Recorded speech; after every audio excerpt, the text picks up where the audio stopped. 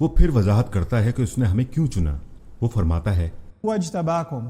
اس کا آسان ترجمہ ہے کہ بے شک وہی ہے، اس نے ہمیں چنا ہے، لیکن یہاں پر چننے کا عربی لفظ اجتباء۔ اللہ نے یہاں اس کے لیے جو لفظ چنا ہے وہ بہت خاص ہے۔ اگر آپ عربی میں کہتے ہیں اختیار۔ یہ لفظ بھی منتخب کرنے کے لیے استعمال ہوتا ہے۔ یہ لفظ عربی سے نکالا گیا ہے جس کا مطلب ہے کہ آپ کسی چیز کو ترجیح دیتے ہیں یا کچھ آپ کوئی بہتر چیز منتخب کرتے ہیں۔ خیر۔ یہ عربک ہے۔ آپ عربی میں کہہ سکتے ہیں اصطفاء، استفاء۔ یا یہ کہہ سکتے ہیں کہ آپ عربی زبان میں جو ایک لفظ سے نکلا ہے، پاکیزگی۔ جب آپ کوئی چیز منتخب کرتے ہیں تو آپ کو کسی کو وضاحت دینے کی ضرورت نہیں کہ آپ نے کوئی چیز کیوں منتخب کی ہے۔ مثال کے طور پر جب آپ خریداری کے لیے جاتے ہیں اور آپ ایک نیلی قمیض خریدتے ہیں، آپ کو کسی کو سائنس کی وضاحت دینے کی ضرورت نہیں ہے کہ آپ نے نیلی قمیض ہی کیوں خریدی، آپ نے سفید کیوں نہیں لی۔ یہ مکمل طور پر آپ کی مرضی ہے۔ لیکن جب آپ اجتباء کہتے ہیں جو کہ اللہ نے یہاں منتخب کیا ہے، جب وہ وضاحت کرتا ہے کہ اس نے مجھے یا آپ کو مسلمان ہونے کے لیے کیوں منتخب کیا ہے۔ جبو۔ یہ لفظ اصل میں عربی سے نکلا ہے۔ عربی زبان میں قدیم عربی میں اس کا لفظ ٹیکس وصولی کے لیے استعمال ہوتا تھا۔ گزشتہ دنوں میں وہ لوگ جو بہت پیسے کما لیتے تھے ان پر ٹیکس واجب ہو جاتا تھا۔ ظاہر ہے آج کل بھی کم از کم ایک مخصوص آمدن تک پہنچنا ہوتا ہے، تبھی ٹیکس کی مد میں آنے کے لیے آپ کو منتخب ہونا پڑتا ہے۔ اصل میں مطلب ہے قابلیت کی بنا پر کوئی چیز منتخب کرنا۔ لہٰذا ایک اور لفظ آپ جانتے ہیں، جب آپ کو کسی نوکری کے لیے چنا جاتا ہے یا آپ اپنی گاڑی ٹھیک کروا رہے ہوتے ہیں یا آپ کوئی پیچ کس رہے ہوتے ہیں، آپ نے اس کے لیے صحیح اوزار پکڑا ہے، کیونکہ اگر آپ نے کوئی اوزار اٹھایا تو اس سے کام نہیں ہوگا۔ جب آپ صحیح کام کے لیے صحیح فیصلہ کرتے ہیں اسے کہتے ہیں اجتباء۔ دوسرے لفظوں میں جو میں سمجھانا چاہتا ہوں وہ یہ ہے کہ اللہ نے آپ کو اور مجھے مسلمان بنا کے عزت بخشی ہے۔ آپ اور میں جو کہتے ہیں لا الہ الا اللہ، حقیقتاً آپ کو اور مجھے کہنے کی جو سعادت نصیب ہوئی ہے یہ اس لیے ہے کہ اللہ نے اپنی مرضی سے ہمیں چنا ہے۔ اللہ کے سامنے اور بہت سے انسان موجود تھے اس سرزمین پر، اللہ نے خصوصی طور پر آپ کو اور مجھے چنا ہے اپنے ایک خاص کام کے لیے۔ لہٰذا ہم سب صرف مسلمان بننے کے لیے ہی نہیں چنے گئے، ہم مسلمان بنائے گئے ہیں کیونکہ ہمارے سامنے ایک خاص مقصد ہے، اور اس مشن کو وہ خود ہی بیان کر چکا ہے کہ آپ کو اللہ کے لیے کوشش کرنی ہے، بالکل ویسی ہی کوشش جیسے اللہ کے لیے کی جانی چاہیے۔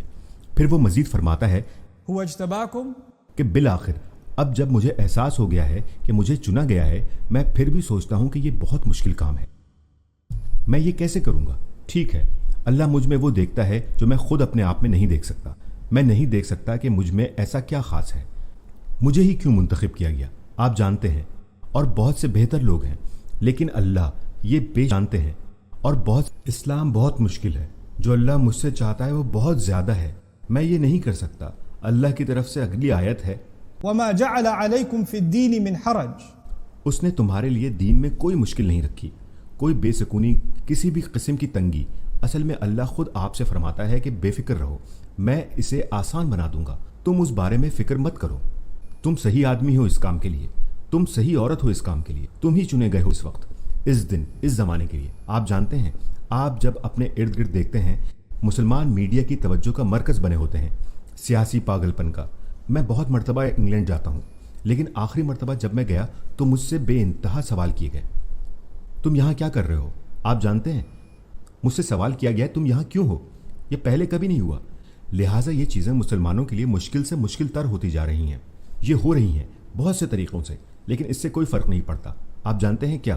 اللہ نے آپ کو اور مجھے چنا ہے اس نسل میں، اس دن اور اس دور میں پیدا ہونے کے لیے، کیونکہ وہ جانتا ہے ہمیں کن مشکلات کا سامنا کرنا پڑے گا، اور ان تمام مشکلوں سے لڑائی کا سامنا کرنا پڑے گا۔ منتخب کیے گئے ہیں وہ آج کے زندہ مسلمان ہیں، یہ اللہ کی مرضی ہے۔ یہی وجہ ہے کہ ہم اس وقت سانس لے رہے ہیں۔ اگر ہمارا کوئی مقصد نہ ہوتا، کیونکہ وہ صرف مقصد کے لیے تخلیق کرتا ہے۔ خلق السماوات والارض بالحق وصورکم، اس نے آسمانوں اور زمینوں کو بنایا ایک خاص مقصد کے ساتھ اور تمہیں تخلیق کیا، اور اس نے آپ کو اور مجھے تخلیق کیا اور ہمیں ان حالات میں رکھا کیونکہ ہمیں ایک مقصد پورا کرنا ہے۔ اور جبکہ یہ ایک مشکل کام ہے تو اللہ خود ہمیں وضاحت دیتا ہے اور فرماتا ہے کہ میں اسے تمہارے لیے مشکل نہیں بناؤں گا، یہ بالکل بھی مشکل نہیں ہوگا۔ میں آپ کو واپس اسی مثال کی طرف لے کر جاؤں گا جو میں نے شروع میں دی تھی۔ ایک نوکری کے لیے انٹرویو ہوتا ہے اور وہ آپ کو ناممکن کام بتاتا ہے، اور آپ وہاں بیٹھے سوچتے ہیں کہ کوئی صورت ہی نہیں کہ یہ مجھے منتخب کرے، مگر وہ آپ کو نوکری دے دیتا ہے اور وہ آپ کو ناممکن کام بتاتا ہے کہ میں اس کام کے لائق نہیں ہوں، پر وہ کہتا ہے فکر مت کرو، مجھے معلوم ہے میں کیا کر رہا ہوں، میں بہت عرصے سے نوکریاں دے رہا ہوں، مجھے تم میں کچھ نظر آیا ہے، حالانکہ تمہیں لگتا ہے کہ تم میں کچھ نہیں، تم بہت جلدی سیکھ جاؤ گے۔ آپ جانتے ہیں میں قابلیت کو دیکھتے ہی پہچان لیتا ہوں، لہٰذا وہ آپ کی ہمت بڑھاتا ہے ہی پہچان لیتا ہوں، لہٰذا کرتا ہے کہ آپ کو خود بھی اپنے آپ پر وہ سب نظر آنے لگتا ہے۔ دوسری چیز جو یہاں ملحوظ خاطر رکھنی ہے وہ یہ ہے کہ ہر مسلمان کو اپنی قدر ہونی چاہیے۔ کسی بھی ایمان والے کو یہ نہیں سوچنا چاہیے کہ اللہ کے سامنے نکما ہے، ناکارہ ہے، بے ایمان ہے۔ اللہ کے سامنے وہ کسی قابل نہیں، وہ اللہ کے قابل ہیں۔ وہ قابل ہیں کیونکہ اللہ نے انہیں خاص طور پر منتخب کیا ہے، ان کا خاص انتخاب کیا گیا ہے۔